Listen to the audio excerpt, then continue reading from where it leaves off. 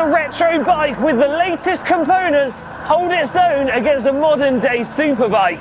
To find out, we're going to have a race. So you can start going fast now. 48k an hour behind the big man.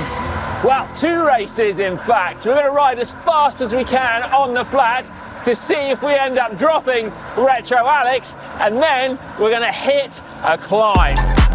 I'm just seeing a wall of hills. Come on, boy. Good job. 6 weeks ago, I created one of the most polarizing and controversial bikes the GCN tech community has ever seen by installing a 12-speed Dura-Ace Di2 group set on this 30-year-old Pinarello Monviso. It wasn't the group set that was controversial, it was that cockpit. What were you thinking? Well, since then, I've changed the handlebars. And whilst this bike was a success in terms of the build process, today is the day I get to find out if it was all worthwhile by finally taking it for a ride. Now, I'll tell you a little bit more about the bike later on, because right now, Connor and Si, look, they're itching to get riding.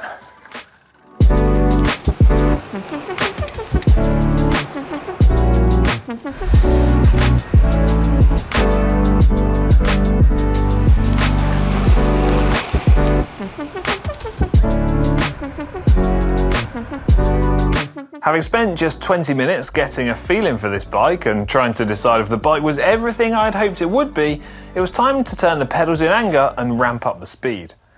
So, what are we thinking? Through and off? See who gives up first? All right. Okay, Yeah? go on then, game on, let's do it. Someone once told me you never truly get to know a bike until you've ridden it hard.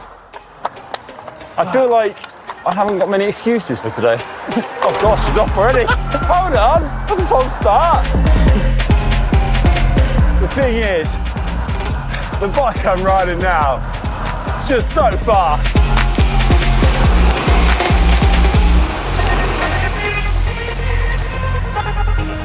Give us a turn. Every time we go on the front, we slow down. Yeah, whatever.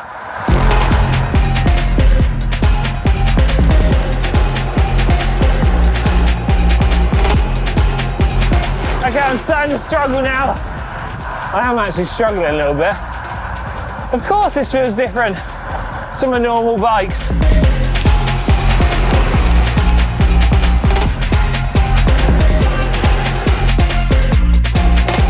Guys, I'm going to put an attempted.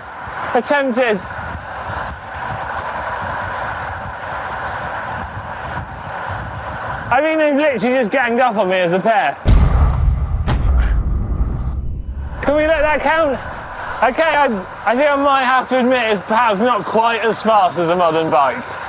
Was it actually like hard work? I mean, I feel like I'm not on my best, but it definitely doesn't feel quite as good as a modern bike. Yes, mate. To help take my mind off the fact that I'd just been dropped, let me tell you a little bit more about this wonderful bike. As I've already alluded to, it's a Pinarello Monviso from the 90s.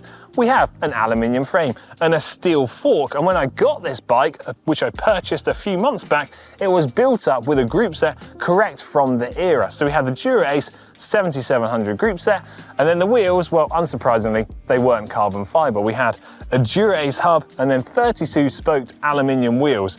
But since then, I've essentially gone to town on this bike, stripped it right the way back to the bare frame set and replaced as many of the components as possible with the modern day equivalent. So we've now got a Dura-Ace 9200 Di2 semi-wireless electronic group set. We've got modern rim brakes, we've got modern carbon fiber wheels, but still the slightly skinny tubular tyres remain. I've also got modern day components. However, there are a couple of bits to this bike where I still have the original parts. So we've got the original bottle cages, the original seat post, and I know it's only a small detail, but these bar end plugs, I must say, are a thing of beauty. Now, if you want to find out all of the different intricate details of this bike and have a look at the build process, then head over to the GCN Tech channel, because I've got 3 videos detailing every little step of the way.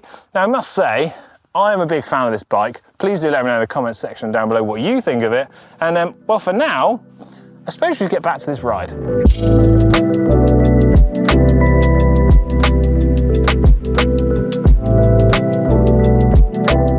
Having Having shown maximal speed is perhaps not this bike's main strength, let's see how the bike and I fare when it comes to climbing. Pretty glad I'm on a super bike for this. Is this it?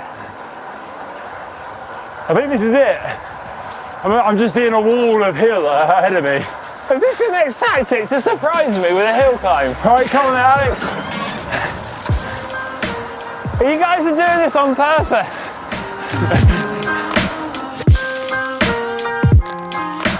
Oh no!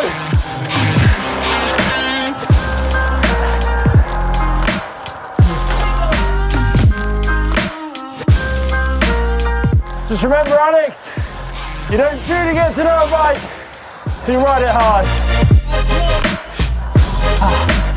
I'm genuinely trying really hard here. I can still see them, they're literally just there.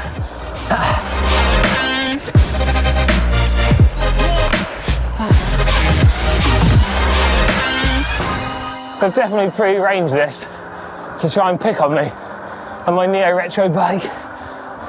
Captain Retro! Nice job. Good job, Alex. Rounding out the podium there. Yeah, mate. Now, I've got a question, right?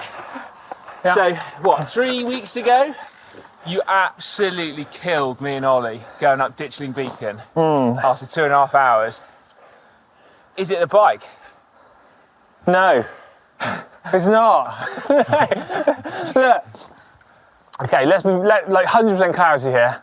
I'm not feeling my best, guys, but the That's bike my certainly excuse. hasn't helped me out. I think 100% me would be within the realms of hanging on to you guys. 90% me, well, we've just experienced that. What did it feel like? I mean, it feels brilliant as a ride. It just doesn't feel like it goes like a modern bike, because it's not. And there's no way of... Is it the stiffness? Is it the aerodynamics? Is it all of it? I feel like The weight? we've obviously got a modern group set, modern parts in here, so we're talking about the frame and the forks. I feel like weight, aero, stiffness, just all-round efficiency, every bit is like a few % off. I mean, add that up and well, you get that. Right, we're gonna go get a drink, so I'm adamant we're getting one on this ride. You guys think about what your feelings are for this bike, and we'll discuss them over a hot beverage.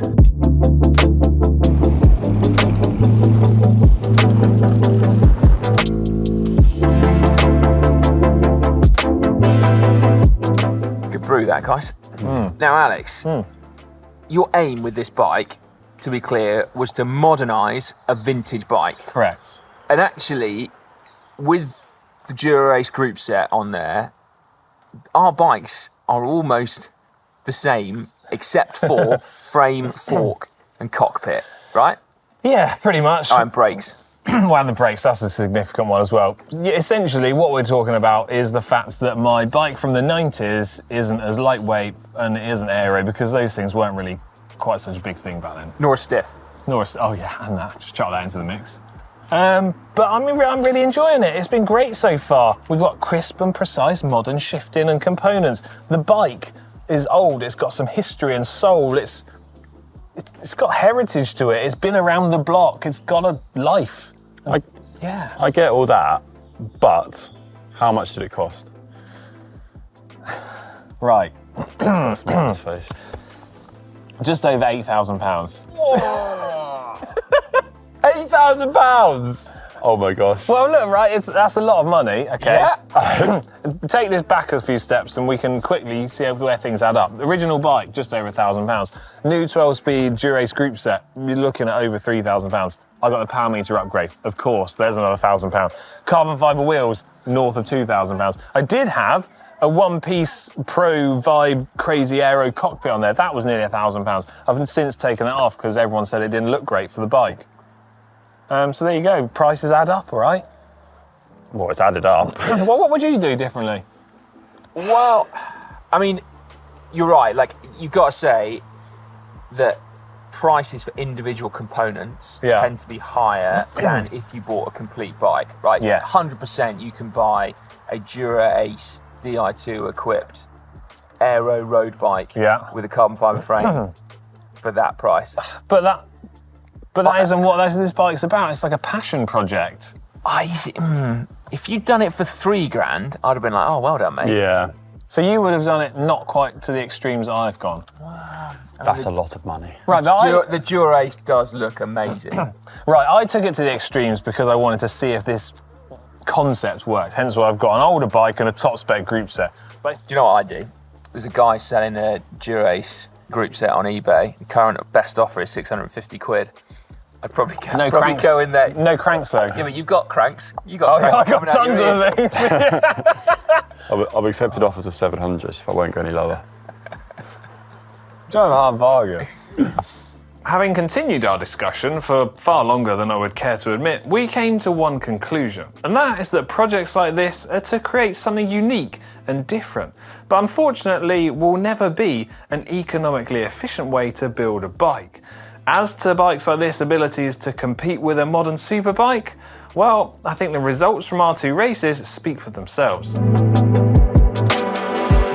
Right, get involved in the comment section down below. Let us know what you think about Alex's incredible Pinarello Neo Retro with Shimano Dura-Ace Di2. And one more, big thanks to Shimano for helping sort me out with this lot, because yeah, it's well worth it. I mean, I've got to say, it looks absolutely banging, to be fair. Like, I'll give you that. Yeah. What a way to 100%. end the video. A banging bike. Thanks guys, see you later.